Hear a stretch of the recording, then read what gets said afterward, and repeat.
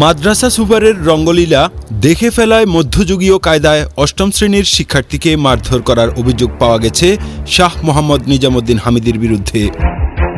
ঘটনাটি ঘটেছে কুমিল্লা জেলার নাঙ্গলকোট উপজেলার বাঙ্গড্ডা দারুল ফালাহ হামিদিয়া বালক বালিকা দাখিল মাদ্রাসায়। চলতি মাসের 12 সেপ্টেম্বর সুপার হামিদি মধ্যরাতে ওই মাদ্রাসার আবাসিক এক শিক্ষিকার সঙ্গে রোমাঞ্চ করতে থাকে। বিষয়টি দেখে ফেলেন ফয়সাল সহ কয়েকজন আবাসিক শিক্ষার্থী। ফয়সাল মাহমুদ রায়কুট মুন্সিবাড়ির প্রবাসী জসিমউদ্দিনের ছেলে। পরে বিষয়টি পুরো মাদ্রাসার শিক্ষক ও শিক্ষার্থীদের মধ্যে ছড়িয়ে পড়ে। এতে ক্ষিপ্ত হয়ে 24 সেপ্টেম্বর নিজামুদ্দিন হামিদি তার মাদ্রাসার অষ্টম শ্রেণীর শিক্ষার্থী ফয়সাল মাহমুদের উপর প্রকাশ্য মারধর করে। এ সময় ফয়সাল অসুস্থ হয়ে কাকুতি মিনতি করেও রক্ষা পায়নি। ভয়ঙ্করভাবে নির্যাতন চালালে পিঠে ও ঘাড়ে আঘাতের চিহ্ন এখনও আছে। 4 দিন ধরে চিকিৎসা নিয়েছেন তিনি। শরীরের ক্ষত এখনও শুকায়নি।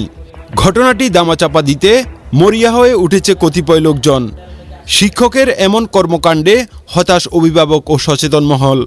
স্থানীয়দের দাবি, দ্রুত শিক্ষক নিজামুদ্দিন হামিদিকে গ্রেপ্তার করে আইনের আওতায় এনে দৃষ্টান্তমূলক শাস্তি দাবি করছেন তারা।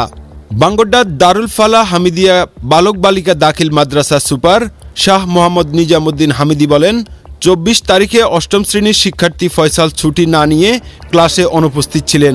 পরে তাকে ক্লাসে না আসার কারণ জিজ্ঞাসা করলে সে উচ্চস্বরে কথা বলায় বেত্রাঘাত করেছি। বেত্রাঘাতে তার শরীরে আঘাত লাগে।